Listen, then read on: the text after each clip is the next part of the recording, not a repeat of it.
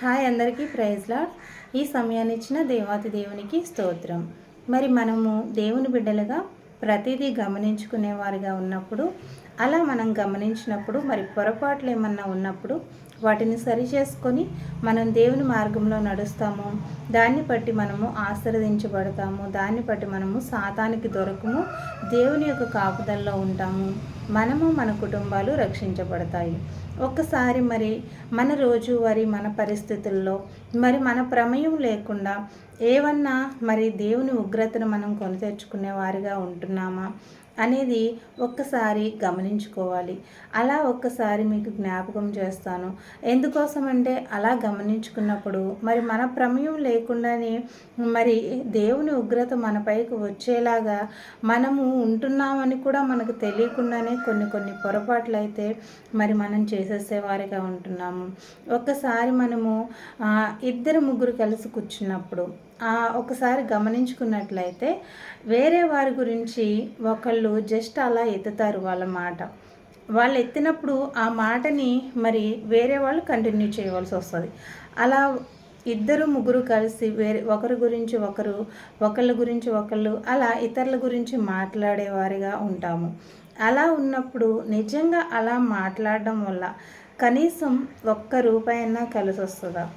అలా మాట్లాడడం వల్ల ₹1 కలిసి సరే కదా. ఇక్కడ ఈ ఇద్దరి దగ్గర మాట్లాడిన ఆమె ఇంకొక ఇద్దరి దగ్గర మాట్లాడదా అని మళ్ళీ అక్కడున్న ముగ్గురులో ఒకరు ఆ ఇద్దరి గురించి, ఇంకొక ఇద్దరి గురించి అలా వాళ్ళే వారి పట్ల అభిప్రాయాలు కలిగి ఉంటారు. సో ఎప్పుడైనా ఇతరుల గురించి మాట్లాడేవారిగా ఉన్నప్పుడు ఖచ్చితంగా మనం చెడ్డవారు అని ఖచ్చితంగా ఎదురేవారి దృష్టిలోకి వెళ్ళిపోతాము. కానీ వారు ఆ మాట బయటికి చెప్పరు. దాన్ని బట్టి మనం చెప్తుంటే వింటున్నారు కదా అని మనం ఎన్నో మాటలు చెప్పేవారిగా ఉంటాము. అలాగే వాళ్ళు చెప్పే ప్రతి మాట వినేవారిగా ఉంటాము. అలా ఉన్నప్పుడు కూడా మనము మరి దేవుని ఉగ్రతకు గురవుతాము. ఎందుకోసమంటే ఒకసారి మనం పరిశుద్ధ గ్రంథాన్ని చూసినట్లయితే సంఖ్యాకాండము 12:9 చూసినట్లయితే మిరియాము అహరోన్లు అక్కడ మోషే గురించి మాట్లాడతారు. తను పెళ్లి చేసుకున్న స్త్రీ గురించి, మోషే వివాహం చేసుకున్న స్త్రీ గురించి వారిద్దరూ మాట్లాడతారు. వారిద్దరూ మాట్లాడింది నిజంగా అక్కడ మోషే వినడు. ఎందుకంటే ఆయన కూడా మనలాగా సాధారణమైన మనిషి కనుక తన దగ్గర ఉన్నప్పుడు మాట్లాడినవే తనకి వినిపిస్తాయి, తన కళ్ళ ముందువే తనకు కనిపిస్తాయి. కానీ మోషే నమ్ముకున్న దేవుడు సర్వసృష్టికర్త. ఆయన హృదయాన్ని ఎరిగి ఉన్నవాడు. ఆయన ఎక్కడ ఏం జరుగుతుంది అని ఆయనకు తెలుసు. అలాగే ఎవరి హృదయంలో ఏముంది అనేది కూడా ఆయనకు తెలుసు. కనుక ఆ మాటల్ని యేసుక్రీస్తు ప్రభువారు విన్నప్పుడు మరి ఆ మాటలు విన్నప్పుడు ఆ యొక్క అహరోను మిరియాముల పైన మరి దేవుడు ఎలా స్పందించాడు అంటే నిజంగా ఆ వచనాలు చదివినప్పుడు జస్ట్ ఇలా మాట్లాడినందుకే దేవుడు ఇంతలా స్పందించాడా అని భయం కలిగింది. ఒకసారి సంఖ్యాకాండం 12:9 చదవండి. మరి అక్కడ అహరోను మరి మిరియాము మోషే గురించి మాట్లాడినప్పుడు దేవుడు వారికి మిరియాముకు మరి తెల్ల కృష్ణుని కలగజేసినట్లుగా మనం పరిశుద్ధ గ్రంథంలో చూస్తున్నాము. అక్కడ ఆమె జస్ట్ నోటి మాటే. అక్కడ అహరోను ఉన్నాడు, అహరోను ఆమె ఒక్కరే ఉంటే ఎలా ఉండును, కానీ ఇద్దరు ఉన్నారు. ఇద్దరు ఉన్నప్పుడు వాళ్ళు ఎవరి గురించి మాట్లాడుతున్నారు అనేది కూడా వారు గమనించుకోవాలి. నిజంగా దేవుని బిడ్డలైన వారి గురించి తప్పుగా మాట్లాడినప్పుడు నిజంగా ఆ యొక్క పరిస్థితి ఎలా ఉంటుంది, దేవుని బిడ్డల పట్ల దురుసుగా ప్రవర్తించినప్పుడు ఆ పరిస్థితి ఎలా ఉంటుంది, దేవుని బిడ్డల పైన దేవుడు మరి ఆయన ఆ బిడ్డలకి ఎంత కాపుదల ఇస్తారు, వాళ్ళ మీద చిన్న మాట కూడా పడనీయకుండా కాపాడతారా అన్నంత గొప్ప అభిప్రాయం నాకైతే ఈ వచనాలు చదివినప్పుడు కలిగింది. మరి మిరియాముకు తెల్ల కుష్టి కలగగానే మరి అహరోను వెంటనే మరి అయ్యో అని మరి తన నోరు బాదుకొని మేము అవివేకులము, మేము తప్పు చేశాము అని దేవునికి మొరపెట్టుకున్నట్లుగా మనం పరిశుద్ధ గ్రంథంలో చూస్తున్నాము. మరి ఇతరుల గురించి మాట్లాడడం కాదు, అక్కడ తన సొంత సహోదరుడైన మరి తన కుటుంబ సభ్యుడైన మోషే గురించి మాట్లాడితేనే మరి మిరియాముకు దేవుడు తెల్ల కృష్టిని కలుగజేసినట్లుగా మనం పరిశుద్ధ గ్రంథంలో చూస్తున్నాము. మరి అలాగే మనం ఇతరుల గురించి అసలు అది నిజమో అబద్ధమో తెలీదు. ఎవరన్నా ఏదన్నా చెప్తే ఆ మాటని బట్టి దాన్ని సాగదీస్తూ వాళ్ళ గురించి పదే పదే మాట్లాడుకునే వారిగా ఉంటే మరి మనము ఒక్కసారి అటువంటి పరిస్థితులను ఊహించుకుంటే నిజంగా ఇంకా దేవుడు మన పైన చాలా దయదలిచి ఇంకా మనల్ని క్షమించి మరి నిజంగా మనము ఆయన సిలువ పైన మన కొరకు ప్రాణాన్ని పెట్టి రక్తాన్ని కార్చారు కనుకే మరి మనం ఇతరుల గురించి ఎన్నిసార్లు అంతకంటే ఘోరంగా మాట్లాడిన వారుగా ఉన్నాము. కానీ మరి దేవుని ప్రేమను బట్టి ప్రతిసారి కూడా మనము క్షమించబడుతున్నాము. కనుక ఇప్పటికైనా కొన్ని వాక్యాలు దేవుడు కొన్ని యొక్క వచనాలు మన ముందుకు దేవుడు తీసుకొచ్చినప్పుడు ఆ వచనాలు చదివేసి ఊరికే వినేసి ఊరుకునేవారిగా ఉన్నప్పుడు అది చదివినా వినినా వేస్ట్. అవి వచనాలు దేవుడు నా ముందుకు ఎందుకు తీసుకొచ్చారో అని చెప్పి ఒకటికి రెండు అందులో హార్ట్ని టచ్ చేసే యొక్క వచనాలు మనము చదువుకున్నట్లయితే వాటి నుండి మనము ఖచ్చితంగా మన జీవితంలో నేర్చుకునేవనే కొన్ని ఉంటాయి. ఇతరుల గురించి మాట్లాడకూడదు అనే యొక్క భావన మరి ఈ యొక్క వచనం ద్వారా నాకైతే బాగా తెలిసి వచ్చింది.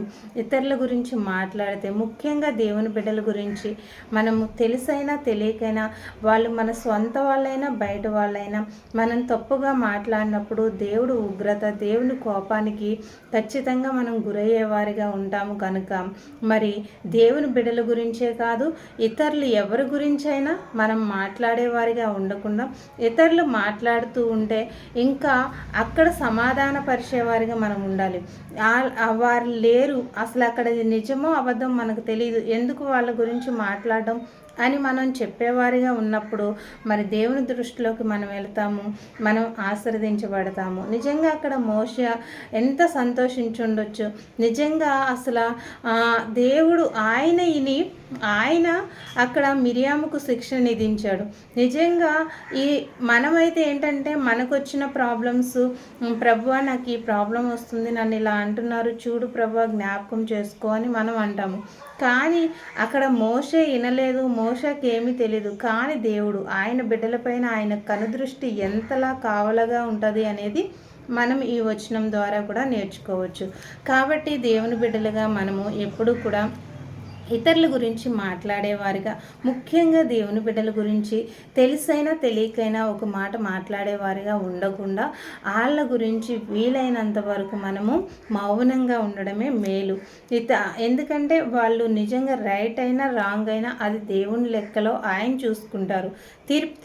తీర్పు తీర్చవలసిన వాడు యేసుక్రీస్తు ప్రభు, మనం కాదు. కనుక మనము ఇతరుల గురించి మాట్లాడకుండా మౌనంగా ఉండడం వల్ల ఖచ్చితంగా మన జీవితంలో మనము అనవసరమైన మరి కోపాన్ని, అనవసరమైన మరి వ్యాధులను, అనవసరమైన బాధలను మన చెంతకు తెచ్చుకోకుండా మనం ఉండగలుగుతాము. ఇతరుల గురించి అందరూ ఉన్నాము, నలుగురం కలిసి ఉన్నాం కదా అని ఇతరుల గురించి మాట్లాడేసేవారుగా ఉంటే మొదటిగా మరి ఈ లోకానుసారమైన ఆ మనుషులు ఎవరి గురించి మాట్లాడుతున్నామో ఆ మనుషులు వినలేకపోయి ఉండొచ్చు, కానీ దేవుడు వింటాడు.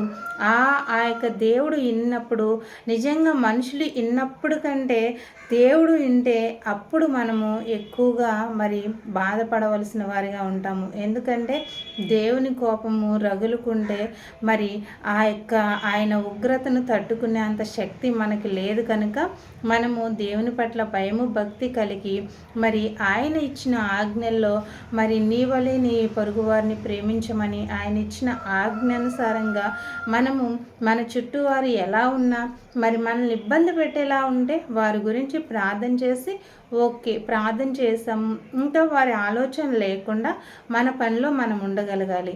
అంతేగాని మనల్ని ఇబ్బంది పెడుతున్నారని వాళ్ళ గురించి ఆలోచిస్తూ మనం బాధపడిపోయి మరి అలా ఇంకా మన హృదయంలో కూడా వారి పట్ల ద్వేషం పెంచుకొని దేవునికి దూరం అయిపోయేవారిగా కూడా ఉండకూడదు.